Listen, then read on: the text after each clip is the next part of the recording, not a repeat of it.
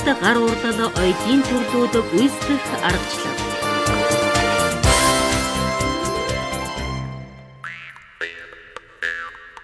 Уран хатгамал нь өвөг дээдсээс үе дамжин уламжлагдсан эрэхтэн улам баяжиж хөгжсөөр ирсэн.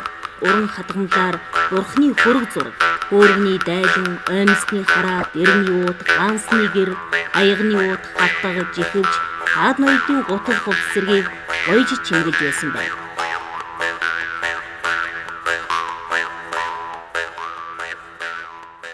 Энэ удаагийн хичээлээс суралцагчдаа уран хатгамалд хэрэглэх багаж хэрэгсэл, материалын сонголт, уламжлалт зураг буулгах арга, зүү ороох ойдол, хөөмөлтэй зүү ороох ойдол, загсан нуруу ойдол, хонин холбоо ойдол, зээгт наамал хийх технологи эдгээрт суралцсан. Хичээлийн явцад та гарч байгаа зөвлөмжүүдийг бичиж тэмдэглэж аваад дараа нь өөрийгөө сориорой. Уран хатгамалд хэрэглэх багаж хэрэгсэл, материал сонгох.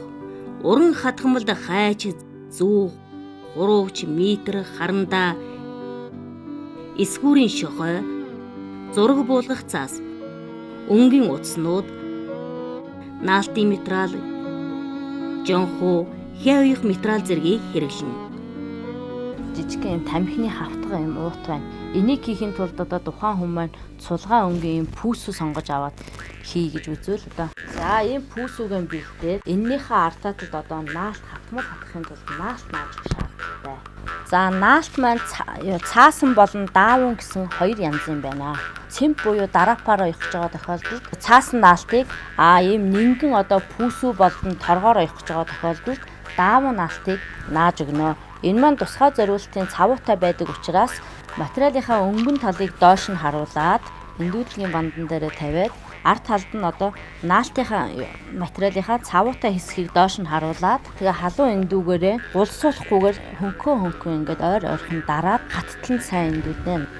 За уламжлалт одоо материалыг цавглах арга маань одоо жонхуу бэлдэж дээр үеэс бол манай Монголын эмэгтэйчүүд бол гурилаар ийм жонхуу бэлдэж одоо материалаа царддаг байсан. Жонхуу маань ерөөсөө буцлахаасаа тухайн жонхууны маань хэр наалтах вэ гэдэг байдал маань шалтгаална. За жонхууг ерөөсөө бэлтгэхийн тулд саванд баг зэргийн ус хийгээд тэрийг давс элсэн сахар хийж буцалгаад буцалж яхад нь гурилаа баг багаар гойжуулна, тасралтгүйгээр утгаж энэ жонхуу маань бэлэн болно. За яагаад давс элсэн сахар хийж байгаа юм бэ гэхээр энэ маань одоо тухайн гурилын маань наалтах чадварыг нэмэгдүүлж өгдөг. Жонхуу маань ерөөсө хитрхи өтгөн биш, хитрхи шингэн биш, яг нэг дунд зэргийн зүйл байна. За одоо хатгамал хатгах гэж байгаа материалаа мөн доош нь харуулад ширээн дээр нь тавиад жонхуугаа ингээд нэгхэн дөрхиж өгнө. Мохоо хутгаар бага зэргийн маш нэгхэн дасралтгүйгээр ингээд жонхуугаа сайн дөрхиж өгнө байна. За яг дүрхэхдээ ерөөсөө нэгэн жиг дүрхэж өгнө жонхог. Зарим газар нь зузаан, зарим газар нь нингэн дөлхөөр дөрхүүл зузаан дүрхсэн хэсэг маань доошоо нэвтрээд нингэн дүрхсэн газар маань материал маань наалтахгүй байх нэ.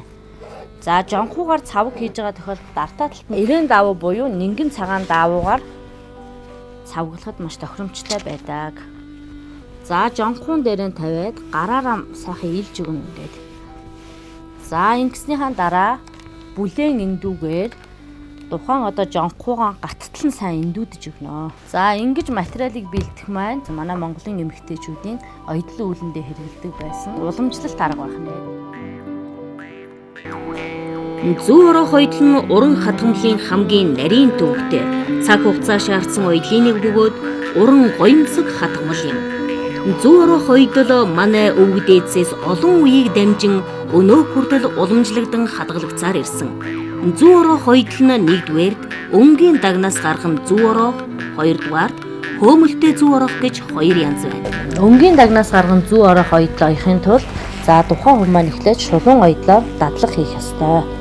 За тухайн хүнд маань нэг зүү, хоёр утас шаардлагатай. Эхний утас маань одоо тухайн материалынхаа артаа талаас хатгаад өмнө тал руугаа гаргаад орхино. За хоёр дахь утсаа хаяны гатгсан зүүнийхээ доотоо талд нь ерөөсөө 1-2 мм хэмжээтэй зүүнийхээ үзүүрийг хагас гаргана. За хагас гаргаад утсаа тухайн утас маань хаашаа ирчтэй байна. Ийш нь ингэж утсаа ирчилж үзээд тухайн утасныхаа ирчний дагуу утсын сайн ирчилж өгөөд зүүгэн тойруулаад ороо. Зүүгэн тойруулж ороогоод гогцоо үүсгэхээр нь эрхий хурууны хумсаар тухайн үүссэн гогцоогоо маш сайн дарж өгнө. Ингэж дарсны дараа зүүгэн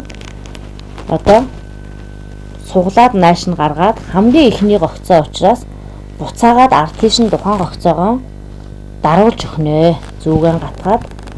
Ингэж яхад бас нэг юм анхаарах шаардлагатай. Энэ маань ард гарч ирж байгаа энэ зүүнний утсыг сул ингээд орхиж болохгүй. Энэ маань тухайн үүссэн гогцоог алдагдуулах учраас тухайн гаргаж ирсэн утсаа долоовор хуруун дээрээ тавиад дунд хуруугаар сайн ингээд даржах шаардлагатай.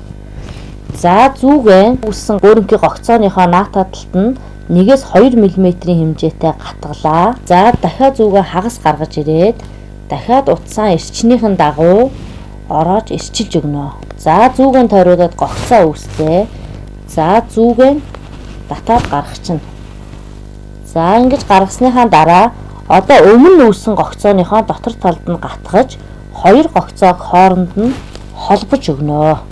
Энэ үүссэн гогцоо маань хэтэрхий бага ч юм уу хэтэрхий том болсон тохиолдолд хэтэрхий бага бол зүүнний үзүүрээр сэтгээд томруулж болно. Хэтэрхий том болсон тохиолдолд энэ гогцоогоо энэ утаснаас татаад чангалчиж болно.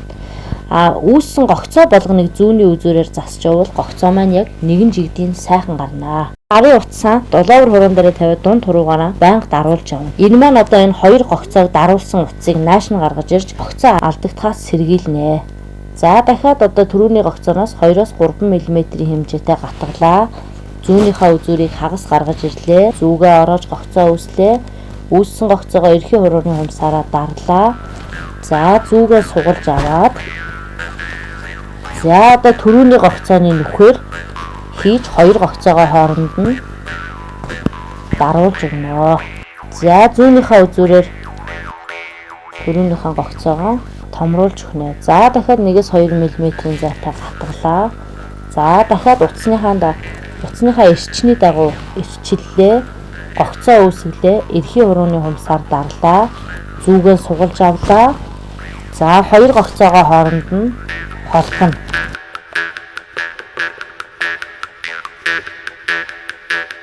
Гогцоог нэгэн жигд болгохын тулд зүүнний үзүүрээр байнга засч явна.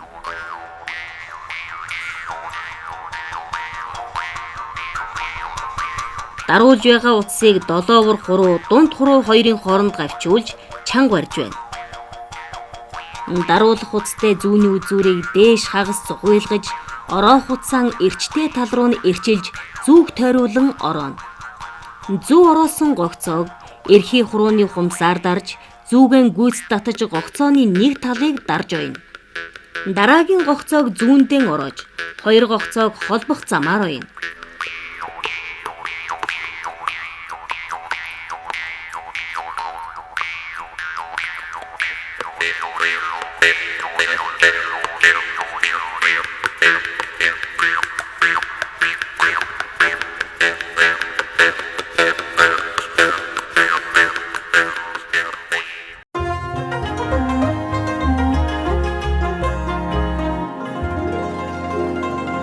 Хөөмөл хийх утас маань үзүүрийн ил харагдуулахгүй тулд мөн үзүүрийн зангидж агаад гогцоо үүсэх утас маань дээтэй талтаа гараад ирсэн байна. Хөөмөл хийх гогцоо үүсэх утаснаас арай бүдүү утсаа дээр нь гол хийх утсаа гаргаад ирнэ. Гогцоо үүсгэх утасныхаа доотой талд нь 1-2 мм-ийн хэмжээтэй гатгаад мөн гогцоо үүсгээд эрхий хурууны үүссэн гогцоогоо эрхий хурууны хумсаар дараад хамгийн ихний гогцоо учраас ард тийш нь гатгана. Үүссэн гогцоогоо зүүнийхээ үзүүрээр сэтгээ жоохон томруулж болно. Том байвал багасгаж болно. Ард талдаа гарч байгаа утас маань дандаа долоовор хуруу, дунд хуруу хоёрын хооронд байнга дараастай явж байна. Хөөмөл хийх утсан дээгүүрээ гогцоо үүссэн утсаа дээгүүр нь давуулна гогцоо үүснийхаа эсрэг талд нь зүүгэн гатгалаа. Зүүнийхээ үзүүрийг гаргаж ирлээ. Зүүнийхээ наата талаар нь давуулаад мөн гогцоогоо үүсгэнэ. Дахиад зүү орох оёдол маань энд гогцоо үүсээд эхний оёдол учраас арт руугаа дарагдана. Зүүн гар талд маань гогцоо төрөүний үүссэн гогцооны доотод 1-2 мм-ийн зайтай гатгалаа.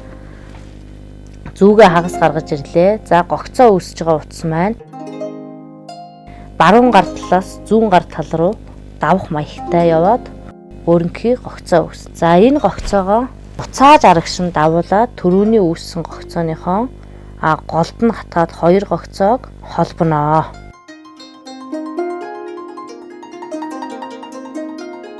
Утсаа зүүнийхээ доогуур нь ороогоод дээгүүр нь гаргаж ирээд гогцоо үүслээ. За энэ гогцоо үүсгэж байгаа утас маань одоо нөгөө хөөмөл хийж байгаа бүдүүн утасныхаа дээгүүр нь даваад эрхий хуруугаараа дарлаа. Одоо нөгөө гогцоо үүсээгүй эсрэг талд нь зүүгэн гатгалаа. За энэ гогцоо үүсгэж байгаа утсаа зүүнийхээ доотлоор нь давуулаад гогцоо үүслээ. Ерөөсөө ингэж харахад нэг хоёр талд маань 8-ын тоо шиг юм л зөрөөд юм гэсэн үг байхгүй юу? За үүссэн гогцоогоо татлаа. Төрөөнийхөө үүссэн гогцооны нүхийг баг зэрэг сэтгээ томруулчихъя. За ингээд хоёр гогцоогоо хооронд нь холболоо. Хөөмөл хийж байгаа утасны дээгүүр нь даваад зүүнийхээ доогуур ороод дээгүүр нь гарлаа. Одоо 8-ын тооны толгой шиг юм гарч ирж байна гэсэн үг. Төрөөнийхөө гогцоог жоохон сэтгэж байгаа томруулаад холболоо хоёр гогцоогоо. За арагшин дарууллаа. Энэ гогцоогоо сэтгэж жоохон томруулчих. За одоо гатгац үүсээгүй эсрэг талд нь гатгалаа. 8-ын тооны одоо доод татлынх нь буюу бүхсэн талыг гаргаж ирж байгаа юм шиг ороохоор энэ маань ерөөсөө ингээ хальт харахад ерөөсөө 8-ын тоол яваад байгаа юм шиг харагдана. За одоо гогцоо үүссэн юугаар гаргаж ирлээ. Дээд татлынхаа гогцооны нүхийг жоохон сэтгэж өглөө. Хоёр гогцоогоо хооронд нь холболоо. Холоос харахад энэ доод татлын гол хийж байгаа энэ хөөмөл гэдэг байгаа энэ утас маань одоо энэ гатгаж байгаа 8-ын тооны одоо гол талын товойлгож өгдгөөрөө хөөмөлтэй юм шиг харагддаг учраас хөөмөлтэй зүг орох гэж нэрлэсэн. За одоо гатгасныхаа эсрэг талд нь гатглаа. За дахиад одоо утсаа зүүнийхээ доогуур оруулаад дээгүүр нь давуулаад 8-ын тооны толгойг гаргаж ирлээ. Эхний гогцоогоо сэтгээ жоохон томруулаад гогцоо үүсэж байгаа маань ерөөсөө өнгийн дагнаас гарган зүү орох байдалтай адилхан боловч хоёр талдаа ээлжиж ороодгоороо хөөмөлтэй зүү орох маань ялгаатай. За одоо гатгаагүй эсрэг талдаа зүүгэн гатглаа. Зүүнийхээ толгойг хагас гаргалаа. Утсаа ирчилж яагаад ороолоо. За өөрөнхий гогцоо маань үүслээ. За даруулах утсаараа хоёр гогцоогоо хооронд нь холболоо. За дахиад эсрэг талд нь гатглаа. За гогцоо үүсэж байгаа утас маань хөөмөл хийж байгаа утасныхаа дээгүүр нь давлаа. Зүүнийхээ доогуур орлоо. 8-ын тооны толгой шиг бүрэнхий гогцоо гаргаж өглөө. За одоо түрүүчийнхээ гогцоотой хоёр гогцоогоо хооронд нь холбож өгнө. За энэ мэтлэнгээр одоо энэ арга технологийн дагуу хөөмөлтэй зүү орох хоёрт маань оюутгах нэ.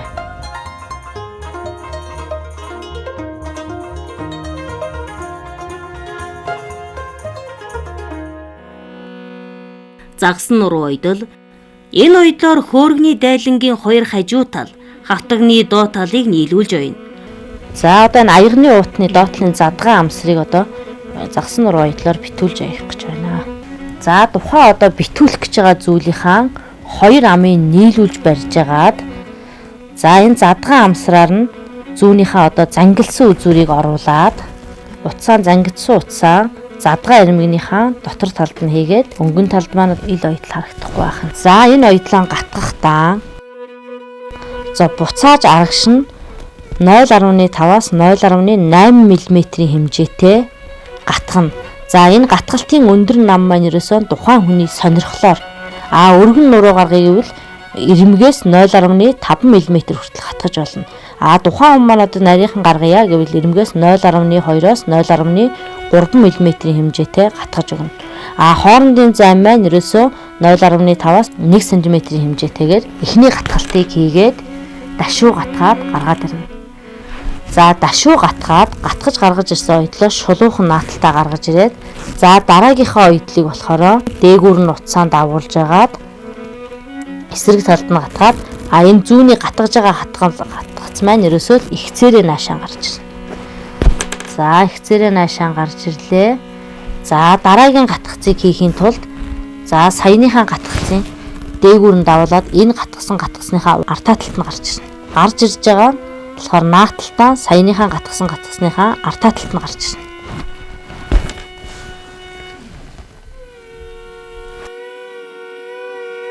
За одоо хааш нь гатгах вэ гэхээр одоо сая дээгүүр нь давууллаа. Саяны энэ гатгсныхаа артаа талд нь гатгах нь. Артаа талд нь гатгаад энэ наан гарч ирсэн гатгсныхаа мөн хажуу талд нь гатгаад яг нэгэн хөвөрдөх ойдолтой дөстэй ойдог. Оёхтон цааш нааш хатхан эрмэг дээгүүр давуулан зүүн гар тийш 5-6 мм-ийн хэмжээтэй зэрэгцээ баруун зүүн тийш ээлжлэн ингээл зүүнний үзүүрээр энэ маань ахиад явна гэсэн үг урагшаа. Гатгац маань дээр гарч ирж байгаа ойдол маань одоо ингээд загсны нэг нурууны яс шиг юм зөрсөн X хэлбэртэй учраас энийг загсан нуруу ойдол гэж нэрлэсэн. За эхний ойдол маань энэ зайгаа нөхөд яваад байна гэсэн үг. Нааш нь ихцээр нь гатглаа, цаан дээгүүрээ давууллаа. За зүүгэн татлаа.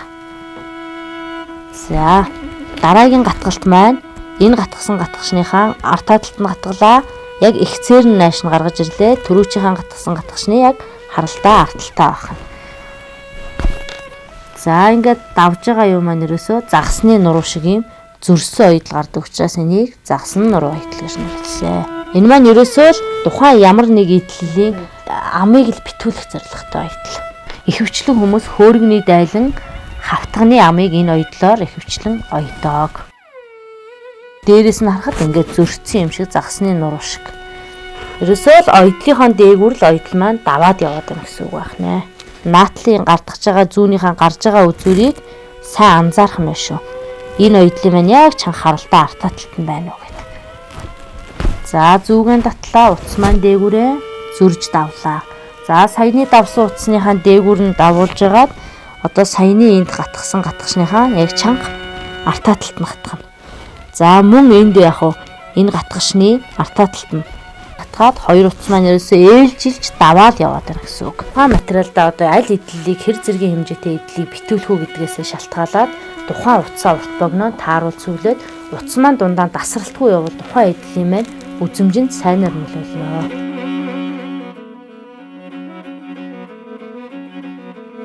Гэхдээ ихэвчлэн одоо тухайн зүйл маань том уу жижиг үү гэдгээс шалтгаалаад утасныхаа бүдүү нарийныг сонгоо явчихна. Бүдүү утас маань агцтай ч гэсэн бас харагдахын хувьд тийм гоё харагдаж чадахгүй.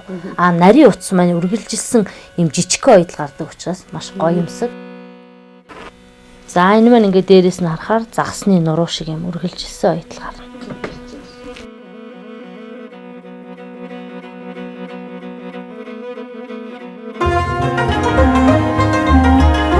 Зээгт наамал хийх технологи.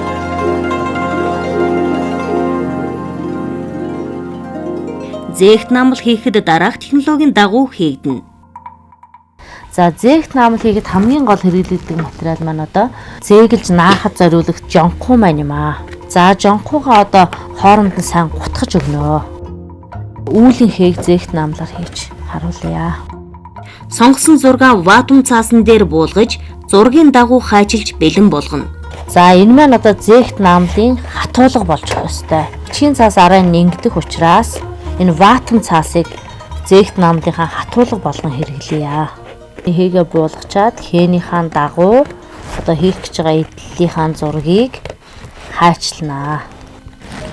Дугуй ирэмгийг хайчлахдаа үзүүр гаргаа хайчилчууд энэ маань одоо торгыг цааш нь нугалж наахад хэлбэр дүрс маань онцгүй гардаг учраас яг сайн харж байгаа зургийнхаа дагуу хайчлах нь бол одоо зээгт наамлын маань өнгө үзэмжинд сайнаар нөлөөлнө. За хайчилсан хэмээн энэ байна.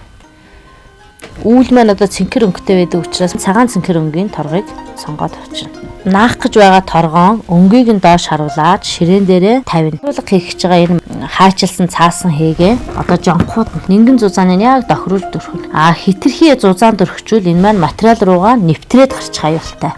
Хитрхи нэнгэн дөрхсөн тохиолдолд бас наалтахгүй нэг аюул байна. Хэрэв олон деталь хэсгээс бүрдэж байгаа тохиолдолд деталь тус бүрийг салгаж хайчлаад цааш нь наагаад сүүлд нь нийлүүлжээж зээгт наамал маань бэлэн болох нэ.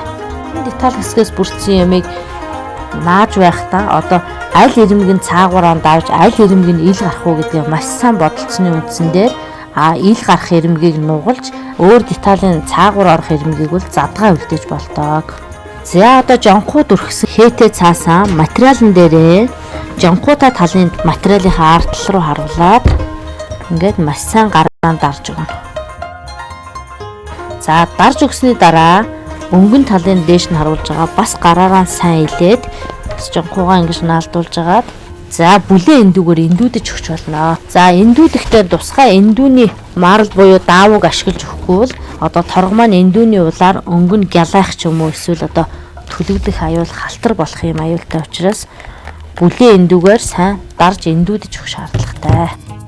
За ингээ эндүүдсний дараа одоо хээнийхаа хэлбэрээр торгоноосоо 0.5-аас 1 см-ийн хэмжээтэйгээр яг хэлбэрээр нь сайхан хайчилж өг.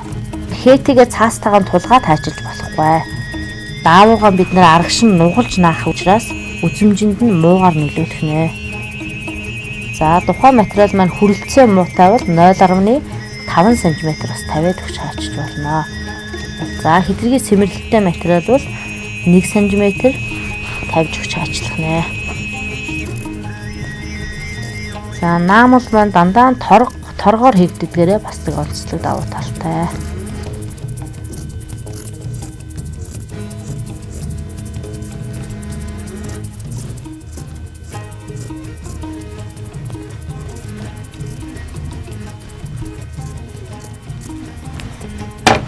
За ингэж хаачилсныхаа дараа дугуурсан өнцгүүд дээр дандаа юм зүсэлтийг хийж өгнө. За хитрхи бүр хээрүүгөө оруулаад хаачилж чадахгүй. Хээ цаас одоо хээнийхээ энэ цааснаас 0.1 мм-ээс 0.2 мм-ийн жоохон дутуу хаачилж өгнө. Дугуурсан өнцгүүд дээр дандаа юм 0.5-аас 1 см-ийн хоорондын зайд зүсэлтүүдийг хийж өгнө. Үүний дараа цаастай ард талыг жонхуудаж 1 см илүү тавьсан даавуугаан аргашин нугалж наа. Жонхуу бол уламжлалт арга цавуугаар наах нь бол орчин үеийн арга болоо явчихна. Одоо яг хатуулга хийж байгаа үндсэн хээнийхаа дагуу илүү гарсан даавуугаа нуглаад ингээ сайн чимхээд сая ирмгээр нь барьж үзээд хэлбэрийн сайн гаргаж өгөх нь байна. За ингээ хуруугаараа сайн тэмтэрч үзэж хагаад одоо хэлбэр маань зөв гарч байна уу гэдгийг бас анхаарч авах нь. За энэ ирмгийг нь бол ингэж наашин нугалчаад илүү гарсныг нь бол жоохон өгч жагаад за эсрэг чинь ингэж нуглаад эхлээд ард талаас нь дараа нь өнгөн талаас нь бас гараараа савьж байгаа хэлбэр маань зөв гарч уу гэдгийг харж байгаа засах юм байвал бас засаж болно. За жонхууны маань бас нэг сайн тал нь бол одоо хэлбэр маань муу гарсан тохиолдолд буцаа жонхуугаа ингэж хуулж агаад бас нааж болно. За шулуун юм хийж байгаа үед сэтгэлгээг бол маш хол зайтай хийж өгнө. Ийм эрмэг булантай дугуурсан хэсэг дээр л ерөөсөө ойрхон хийж өгснөөр тухайн эрмэг булангийн маань дугуурсан хэсгүүд бол илүү сайн тод гарч өгдөг. За эрмэг дээр энэ давхарсан эрмгийг гаргахад эхний эрмгийг наасны дараачийнхаа наагдсан эрмэг дээрээ жонхууд өргөж байгаа дахиад буцаад ингээд дараагийнхаа наад. За одоо өнгөн тийш нь эргүүлээд хэлбэр маань зөв гарч ийн гэдгээ их зургийнхаа хажууд тавьж байгаа тулгад сайн харж байгаа заснаа. За эрмэг булан дээрээ ганц нэг юм утас гараад ирсэн байвал баг зэргийн жонхууд өргөж байгаад тэрийг буцаагаад ингээ хумсныхаа үзүүрээр сайн цааш нь нааж өгнө. За энэ хоёр талд сөргүүлээд ингээ гарцсан энэ маань сэмрэхгүй учраас энийг хаачаараа өнгнөөсөө харж байгаад ингээд илүү гарсан наалцсан хэсгийг бол тулгаад сайхан ингээ хайчилж байна. Хээгэнд өнгөн талаас нь болон ард талаас нь бүлээн эндүүгээр дарж өгнө. Энэ маань одоо жонхуу хурдан гатгаад төхөмтэй. Эндүүгөө гүйлгэхгүй. За эндүү хөнгөө өргөөд дарах маягаар эндүүдэх нэ. Ингээд бэлэн болсон дүрсийг зээглэж ойно. Зээгэнд ирчтэй торгон утас илүү тохиромжтой.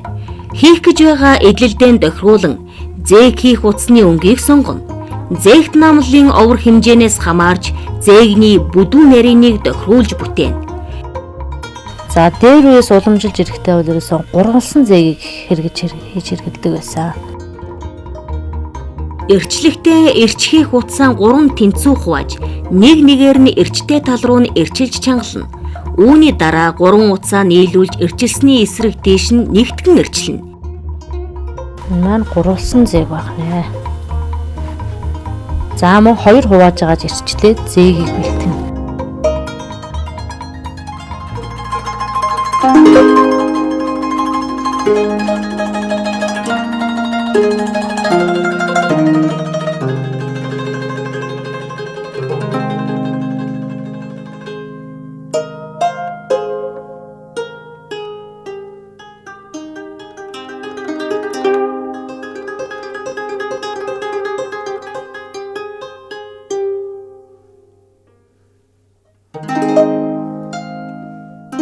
Суур метрал дээрээ даруулж оёхдоо зээгний ижил өнгийн нарийн утсыг сүвлэж, зээгэн завсраар хатган даруулж ойж дуусгана. За үзүүрийнх нь одоо энэ сулвтраг хэсгийг бол арагш нь нугалж барьж байгаад дарсан утасныхаа дээрээс нь даруулаад даруулах утас маань гарч ирлээ.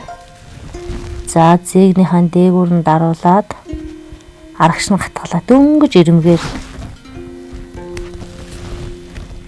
хоорондын зай маань ерөөсөө Өөрөнгийн хэлбэр гарч байгаа тохиолдолд ерөөсөө 2-оос 3 мм хатгах нь шулуу юм ойж байгаа тохиолдолд бол 0.5 мм хүртэл хэмжээтэй хатгаж болно. За доороос нь зүгэн татаж гаргаж ирлээ. За зээгнийхаа дээгүүр давууллаа. За арагш нь хатгалаа. Хүрээ хийж байгаа зээг маань юм овор хэмжээтэй болохоор тухайн юмыг илүү тодтогч товоолгож харагдуулж байна гэсэн. Тэгэхээр бүдүүн зээг хийж байгаа тохиолдолд бас дундуур нь ингэж гаргаад даруулаа явуучвал юм маань маш цэвэрхэн харагддаг. Бүдүүн зээг хийж байгаа тохиолдолд өнгөн талдаа бол ямар ч юм утас гарч ирэхгүй байх нь. Нарийнхан утсаар хийж байгаа тохиолдолд дундуур нь зүү гарах завсаргүй учраас заавал дээгүүр нь давуулж өгөх шаардлагатай. За тэгээд зээгнийхаа бүдүүн нарийнаас нь шалтгаалж энэ аргуудаар зээглэнэ. Зээглэж оёно.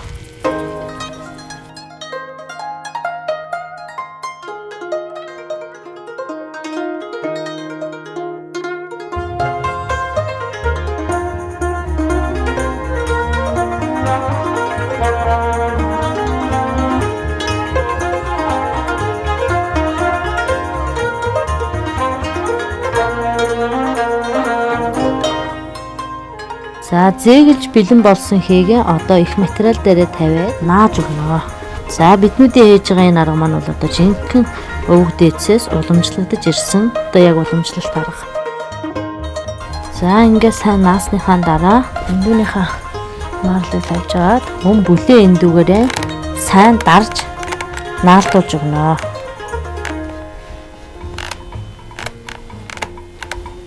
За одоо зээглээ бэлэн болцсон хээгээ одоо зээгийг даруулж ойсон өнгийн ижил утсаар их биетэйгээ нэвтгэлзэх оёдлоор ойж дуусгана. За нэвтгэлзэх оёдлоор ойхын тулд зээгний дотор талын яраалоор нь зүүгэн гаргаж ирлээ. За 1-2 мм-ийн зайтай гатглаа. За ерөөсөө зээгнийхаа дотор талын яраалоор л ойно гэсэн үг. За дахиад 0.3-аас 0.4. За бүр энэ маань одоо шулуу оёдлоо ойж байгаа тохиолдолд бол ерөөсөө 0.5 мм-ийн хоорондын зай маань тийм хэмжээтэй байж болно. За дээр гарч байгаа энэ оёдлын маань хэмжээ нь болохоор ерөөсөө 0.1-ээс 0.2 мм хэмжээтэй гатгаад ингээд зээгнийхаа яроолоор одоо хээ материал хоёроо хооронд нь холбож өгнө. За дээр гарч байгаа гатгалтын маань хэмжээ 0.1-ээс 0.2 мм. Зээгний яроолоор явна. За дахиад хоорондын зай маань 0.5 мм-ээс за ихгүй байж болно. За ингээд татаж гаргаж ирээд дээр гарч байгаа хэмжээ маань 0.1-ээс 0.2 мм. За энэ оёдлыг бол эртдээрээс дээр үеэс уламжилж ирсэн нэвтгэлзэх оёдол гэж бид нар ярьдаг. Ямар ч үндэсний малгай, ямар ч үндэсний хувцас одоо идэл хэрэглэл оёход бол энэ оёдлыг хэрэглэнэ. Энэ оёдол маань одоо хүний нүдэнд өрөөсөө бараг харагдахгүй хоёр талын хооронд нь нийлүүлэх юм зорилготой оёдол юм байна. За манай Монгол орны үндэсний ястангууд бол Өөр өөрийн өвөрөг цанцлагтаа тохируулан энэ оёдлыг эдлэл хэрэглээндээ эртнээс хэрэглэж ирсэн. За өнгөн талдаа оёдл маань ерөөсөө 0.1 мм. Сайн нарийн ажиглаад харуул ингээд ерөөсөө зээгний маань ёроолоор ингээ харахад бол ерөөсөө бараг нүдэнд харагдахгүй шахуу.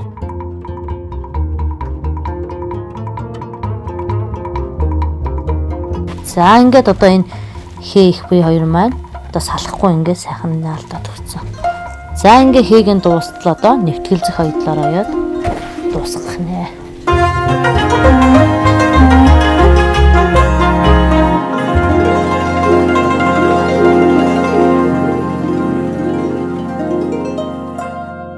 Хонин холбоо оёдол Эрхийн хурууны хумсаар тухайн утсаа наашин дарж байгаад хөших оёдол оёж байгаа юм шиг ойрхон гатгаад зүүгэн татаж гаргаж ирнэ.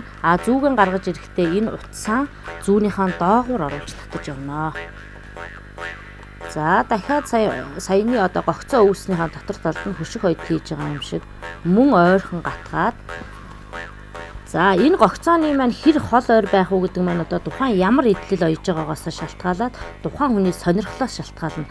Тухайн хүн маань одоо хонин холбоо оёдлоо би хол зайтай хиймээр байна гэвэл энэ гатгаж байгаа хөших оёдол хийж байгаа юм шиг гатгалтаа нилээ хол гатгаж өгнө.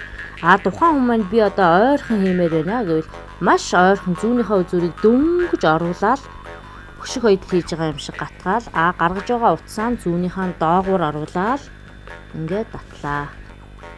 За утсыг хитрхи урт сүүлж болохгүй.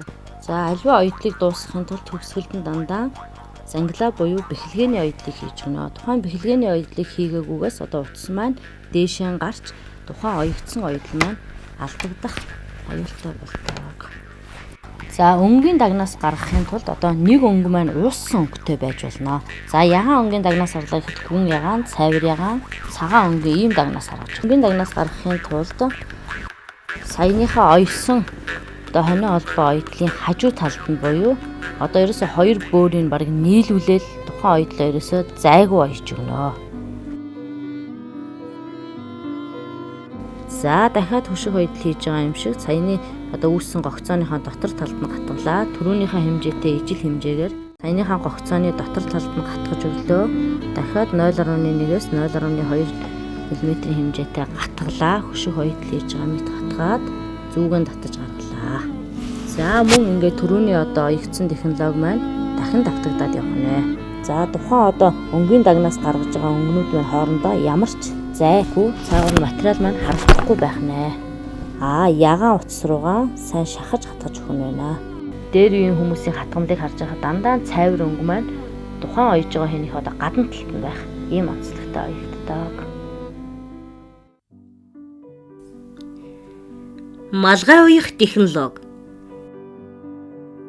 Нунтаг шохой. Малгайны өнгөхийн давуу нь сунд үгүй хилэн 30 см. Малгайны дотор хийх материал 30 см. Давууны наалт 30 см тус орно. Ингээд казак үндэсний малгай хийх арга ажиллагаатай танилццгаая. Малгай нь оройн хэсэг, хүрээ хэсэг гэсэн хоёр хэсгээс бүрдэнэ. Төвчлээ одоо казакууд маань малгайг хилэн материалаар хийдэг. За тухайн хилэн маань одоо сундаггүй биднүүдийн хэлс жаншнаар бол одоо дааван хилэн байж болно. Дотор маань гэсэн одоо дотор хийхэд зориулагдсан материал болон атлас, торгон атлас гэх мэтлийн материалаар бол малгайныхаа доторыг хийдэг. Малгай эсгэх технологи. Малгайны бэлэн эсгүүр ашиглана. Тухайн өмсөх хүний толгойг хэмжиж эсгүүрийг багасгах буюу томруулж тааруулна.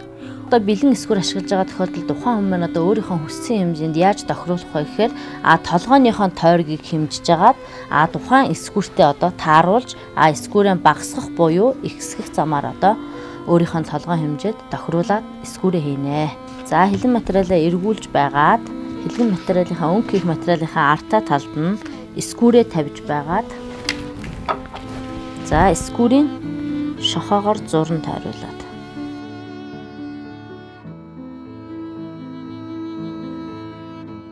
за хүрээ хийх материал маань материалын ин гэж ярьдаг шүү дээ бид нар. Одоо энгийн дагуу хэсэгт нэ хүрээ хийх материал маань. За материал маань хүрэлцээтэй тохиолдолд хүрээгээ нэг ширхэг хэсэг нь. Хүрэлцээгүй тохиолдолд хүрээ хэсгийг залгаатай хийж болно.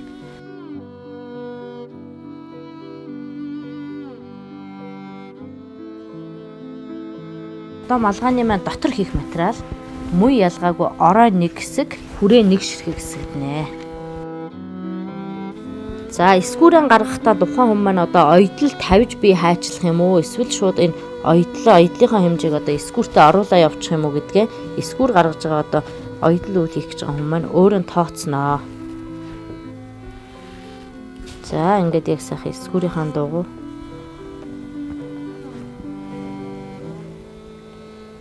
давуу 6 гарганаа. Хүрээ хийх материал маань мөн нэг ширхэг. Энгийнхаа дагуу байрлуулад за дотрын маань материал хангалттай хүрж байгаа учраас энэ маань нэг ширхэг хэсэгдэх нэ.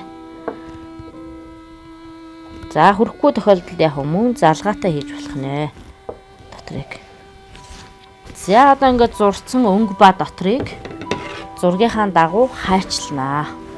За энэ эсгүүрийн хувьд малгайны маань ойдлын хэмжээ тавигдсан учраас одоо яг зургийнхаа дагуу ингээ хайчлах нэ. За хэрвээ эсгүүр дээр одоо тухайн хүн маань ойдлын хэмжээ тавиагүй тохиолдолд сэмэрдэг материал дайвар 1 см хүртэл тавина. Сэмрэлт багатай материал дайвар 0.5-аас 1 см хүртэл ойдлын хэмжээг тавьж өгч хайчлана.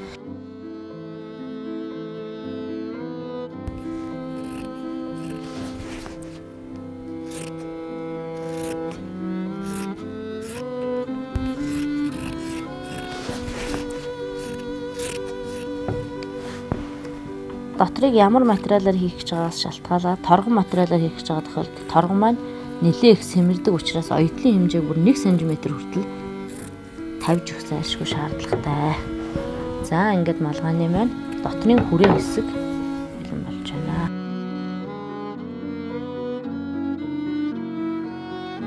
Эсгсэн малгайны өнгө хүрээний дотор талд наалтын материалыг бүтэн. Зузаан материал бол цаасан наалт нааж өгнө. Нингөвтөр материал байвал нэлээд биетэй болгох зорилгоор цаасан наалтыг бас нааж өгнө.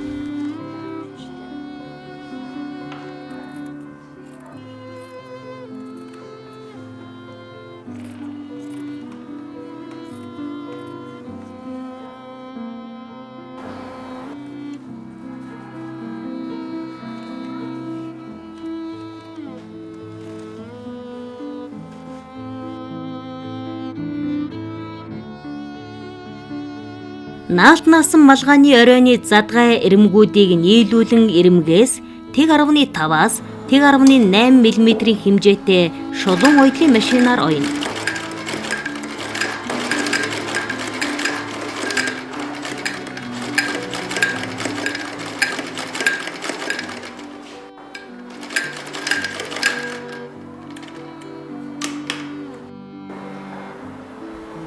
За шулуун ойдлын машинаар ойсон ойдлоо ингээд хагалж эндүүцсэн тохиолдолд бол дараагийн ойдлыг хийхэд тухайн ойдол зузаан овоош таваахгүй байх нэ.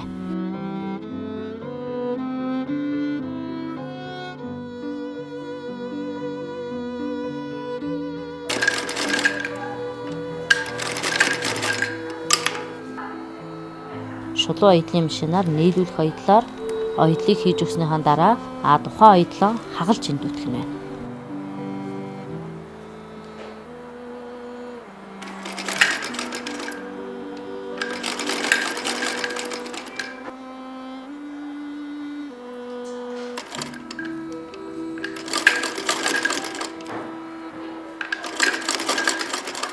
Дотрын материал маань нингүү учраас нэг тийш нь дарж эндүүднэ. Малгайны оройн хэсэгт сонгосон хээг шивүүрийн аргаар буулгана. Хээг цаасан дээр буулгаж тодруулаад хээний дагуу зүгээр тэг 12-оос тэг 13 мм-ийн хэмжээтэй шивэх нүх гаргана. За малгай орой дээр бол одоо голын хээ сонгосон байгаа. За нүнтэг шохон тусламжтайгаар материал дээрээ буулгаж өгнө. За буулгаж өгт хээгээ одоо малгайныхаа гол хэсэгт голлуулж барина. Голоо олж чадахгүй гэсэн тохиолдолд малгайныхаа яг миний голын хэсэг маань эндээ гэсэн тохиолдолд саван буюу шохоогоороо тэмдэглчээд хээнийхаа голыг тухайн тэмдэглэсэн хэсгийнхаа гол хэсэгтээ яг тааруулж барьж өгнө. Ингэсэн тохиолдолд одоо малгайны маань хээ тэгшхэн буух нэ. За хээгэн буулгахаас өмнө сайн тал талууд руугаа сайн харж өхнө. Хээ маань одоо яг материал дээрээ гололж юу.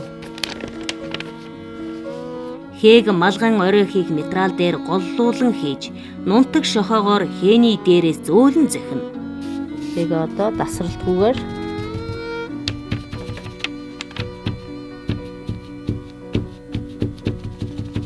за хээгээ ерөөсөн гараараа маш сайн дараад хөдлөхгүй.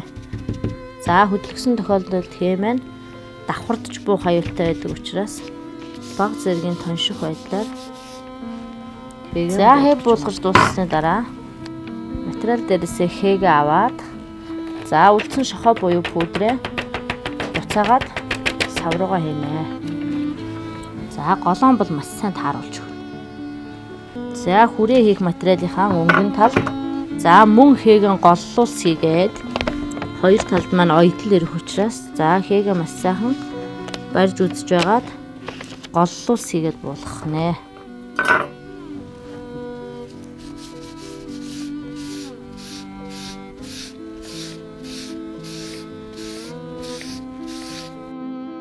За үүний дараа одоо зургийн дагуу хээгээ тодруулж өгнө. Тусгай зориулалтын одоо саан болов юу? За байхгүй тохиолдолд үзгэн буюу досон балаар тухайн хээгээ яг зургийнхаа дагуу сайхан тодруулалт хийж өгнө. За бидүүдийн нунтаг шохоо буюу пудр маань маш амархан арилдаг учраас арилахаас өмнө бид нэр зургийнхаа дагуу хээгээ балаараа сайхан тодруулж өгнө. За энд маань тусгай зориулалтын одоо эсгүүрийн бал буюу боронзон өнгөтэй балыг ашиглаж болно.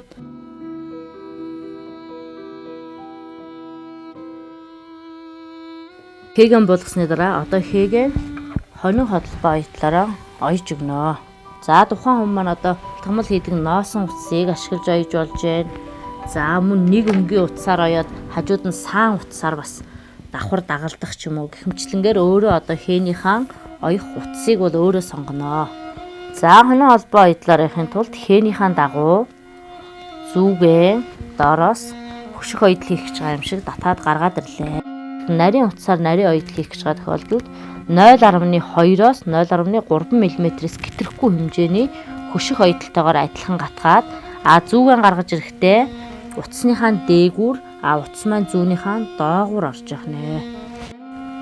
За ингээд сайхан зургийнхаа дагуу за дахиад гүших оёдол хийж байгаа юм шиг төрөүний үүссэн гогцооны дунд гатгалаа 0.2-оос 0.3 мм хэмжээтэй гатгалаа. Зүүгэн татаж гаргаж ирлээ. Зүү маань дандаа утас маань дандаа гарч ирж байгаа зүүний доогуур орно. Ингэсэн тохиолдолд хонин холбоо оёдлын маань гогцоо нь бүрэн гарч ирэх нэ. За доор гатгаж оёж байгаа одоо зургаан сайн ажиглаж яг зургийнхаа дагуу оёжч тухайн хээнийхээ хэлбэр дүрсийг бас сайхан тод томроо гаргаж өгнө.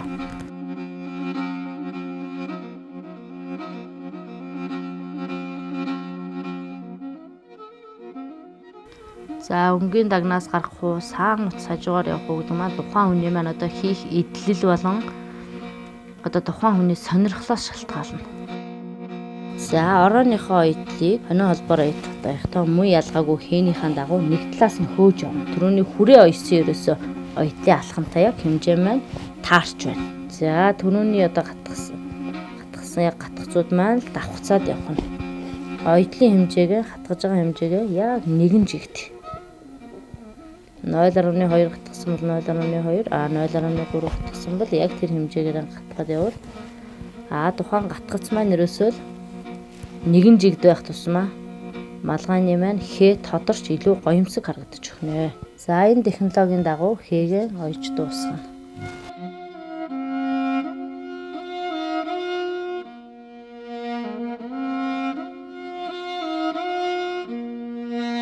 Одоо өнгө хийх орой, дотор хийх орой хоёр маань ерөөсөө хоёр дотор талаараа нийлүүлж хоёр оёдол маань давхцсан.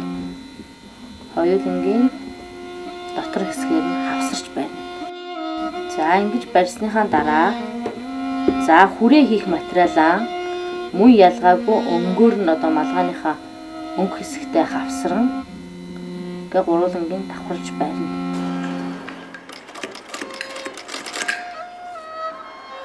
оройны өнгө, хүрээний өнгө хоёр маань хавсрагдаж бариад одоо тойруулаад 0.5-аас 0.8 мм-ийн хэмжээтэйгээр шулуу оюутны шинаар тойруулж за 3 материал явах юм тийм үү. Малгайны маань одоо дотрын оройн хэсэг, өнгөний оройн хэсэг, гадны хэсгийн өнгөний хүрээний хэсэг. Өнгөний хүрээний хэсгийн өнгөний оройн хэсгийн өнгө хоёр маань одоо хавсрагдсан. Одоо саяныхаа оюутлын заагаар нь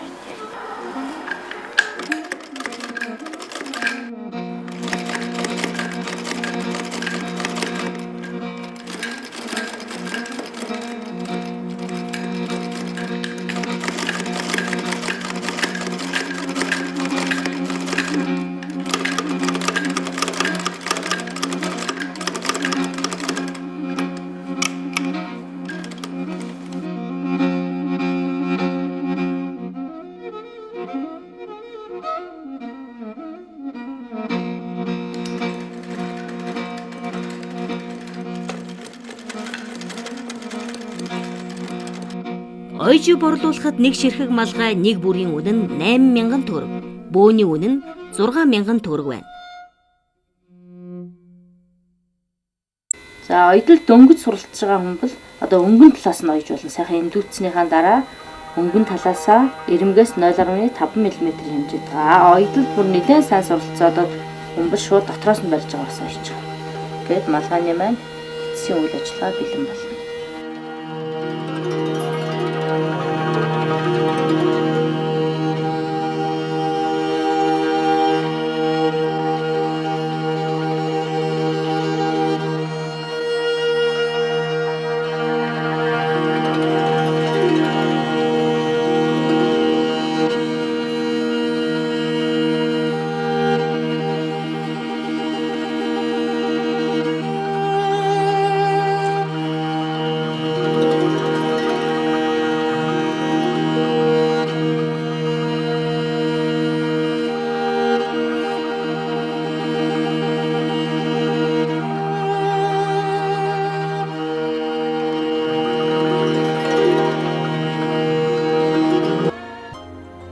Монгол улсын хөдөөгийн хүн амын амьдралын баталгааг нийгмийн эж бүрэн үйлчилгээгээр хангах төслийн хүрээнд боловсрол соёл шинжлэх ухааны яамны харьяа Албан бус боловсрол зайны сургалтын үндэсний төвийн гэгэрл студид бүтээлээ 2010 он.